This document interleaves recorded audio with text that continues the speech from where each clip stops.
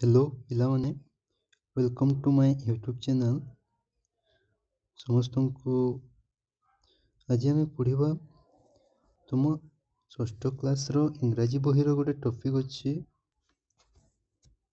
कौन टॉपिक रो ना है ए स्पेशल स्कूल है। तो फर्स्ट आम देखा कौन जे ये अच्छे स्पेशल स्कूल आम तो साधारणतः जानी स्कूल को आम मैंने समस्ते पढ़ा को जाऊ किंतु एठी देला कौन ये स्पेशल स्कूल अच्छी स्पेशल रो अर्थ कौन स्पेशल रो अर्थ है स्वतंत्र स्वतंत्र कहले अलग स्कूल।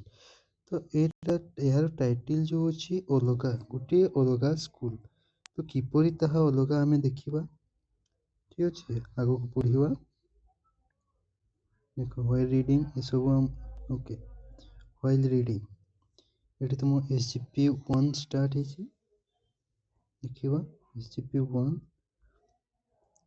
फास्ट कौन अच्छी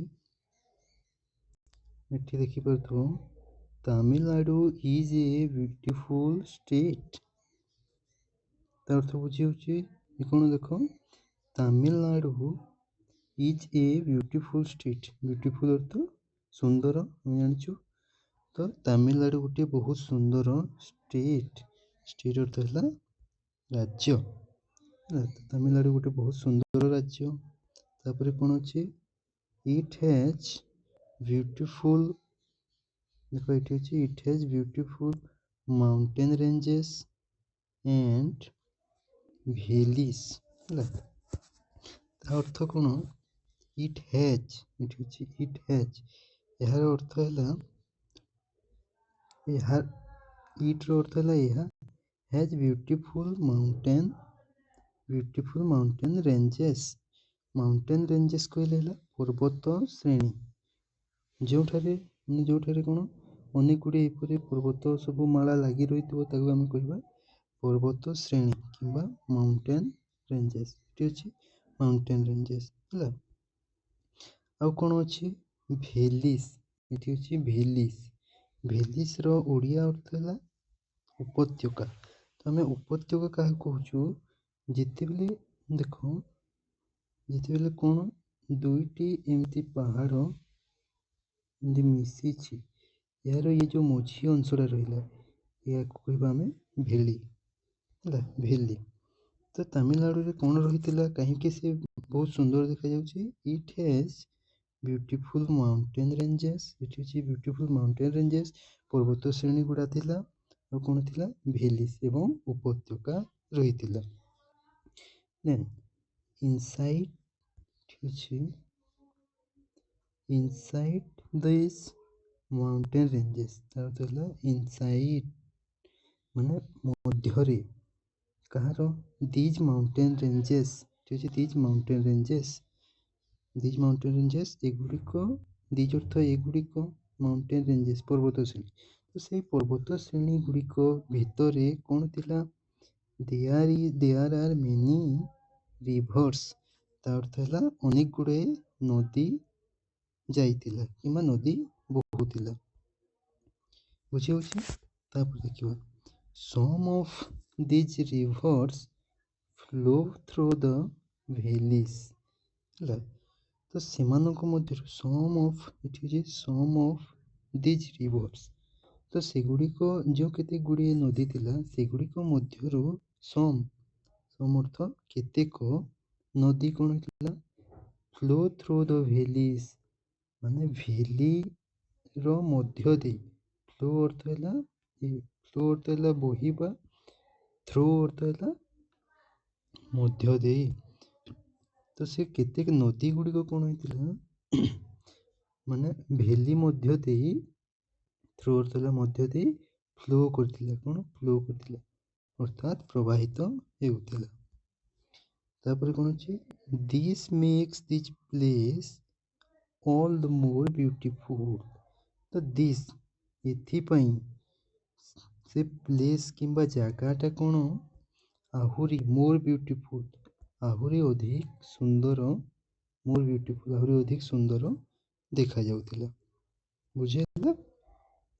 तापर आम सेकेंड पैराग्राफ देखा कौन अच्छी देख सेकेंड रे अच्छी one of the mountain range is Mudumalai ठीक अच्छे देख ये one of the mountain ranges तो आम देखिले सेठी अनेक गुड़ाए माउंटेन रेंजेस थिला किंतु सेमानंको मध्यरु गोटिए देखो ये one of the mountain ranges से माउंटेन रेंजेस गुड़िक मध्यरु गोटिए तार नाम कौन थिला मुदुमलाई कौन थिला मुदुमलाई ହେଲା तापर अच्छी at the feet of this mountain range there is plain land तो ये कौन कहला at the feet of this mountain range तो सही माउंटेन रेंज रो at the feet ठीक है at the feet कहले पाद देश कि तले यहीपरी माउंटेन थिला माउंटेन रो यहीपरी तले कौन होता गोटे प्लेन एरिया एमती सीधा प्लेन प्लेन एरिया कहते बुझी समतल भूमि लगी रही देख प्लेन लैंड थिला तापर अछि दिस देख this plain range is called Karagudi तो दिस प्लेन रेंज से ही प्लेन रेंज को कौन कहउतला कॉल्ड अर्थ कहा जाउतला कौन कहा जाउतला कारागुड़ी तो कौन कहा जाए ताकू कारागुड़ी बोली कहा जाए कहा को से जो प्लेन एरिया थिला कि प्लेन लैंड थिला ओडिया रे कहबा समतल भूमि जो थिला तार ना कोन कारागुड़ी बुझिला तापर अछि ऑल अराउंड देखो all around Karagudi there are thick forest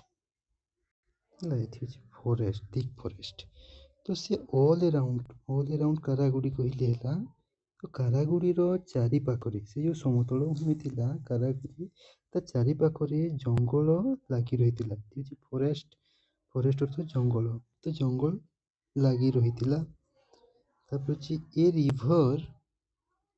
a river flows across कारागुड़ी तार अर्थ है रिवर फ्लोज एक्रॉस कारागुड़ी तो से कारागुड़ी मध्य दे से समतल भूमि मध्य दे समतल भूमि ना कौन होता कारागुड़ी तो से कारागुड़ी समतल भूमि मध्य दे गोटे ए रिवर ये रिवर गोटे नदी फ्लो फ्लो अर्थ मुझे कहती आगु प्रवाहित होता कि फ्लोज देछि होई अछि तापर which makes the place very beautiful तो जिउथि पई कोन से जगहटा बहुत सुंदर देखा जाए वेरी वेरी ब्यूटीफुल बहुत सुंदर देखा जाए बुझेला प्रथम रे कोन कहला तमिलनाडु विषय रे किछि कहला आमे देखिले जे तमिलनाडु गोटे ब्यूटीफुल स्टेट थिला आ तार वैली आमे वैली कथा जानिले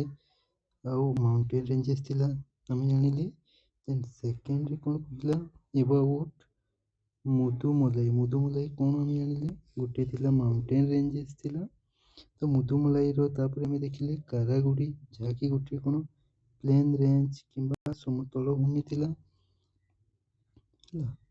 हला तापर आमे जेबा नेक्स्ट कोन अछि ओके ये तुमरो एसजीपी 1 टा सरी गला तो एबे आमे यार कॉम्प्रिहेंशन क्वेश्चन देखि देबा ठीक अछि देखो बुझेला जदि बुझे पाइछ ठीक से उत्तर दे परिबो देखो कहि दोछि द इट इज ए प्रश्न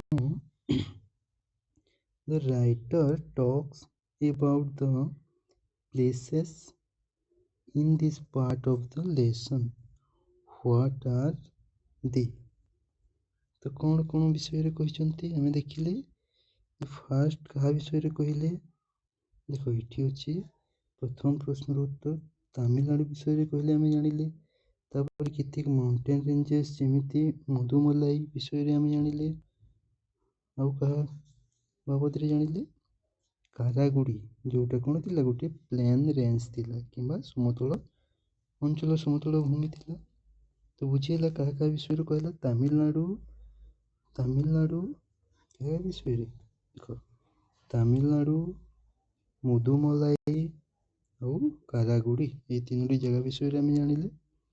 ଓକେ, ଦେନ୍ ତାପରେ କ'ଣ ଅଛି ନେକ୍ସଟ ଦେଖିବା। ଏଠି ଦେଖ, ହ୍ୱାଟ୍ ମେକ୍ସ ତାମିଲନାଡ଼ୁ ବିୟୁଟିଫୁଲ୍।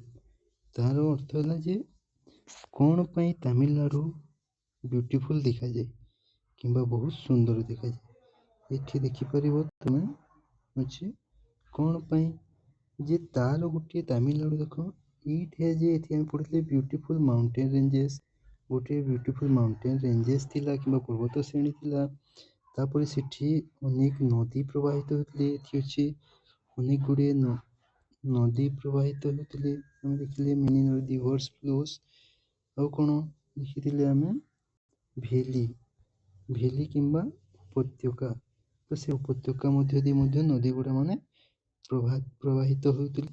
ସେଥିପାଇଁ ସେ ବହୁତ ସୁନ୍ଦର ଦେଖାଯାଉଥିଲା। ଓକେ, ବୁଝିହେଉଛି। ତାପରେ ଦେଖିବା 3 ନମ୍ବର ପ୍ରଶ୍ନ କ'ଣ ଅଛି। ଏଠି ଦେଖ, ହ୍ୱାଟ୍ ଇଜ୍ ମୁଦୁମଲାଇ।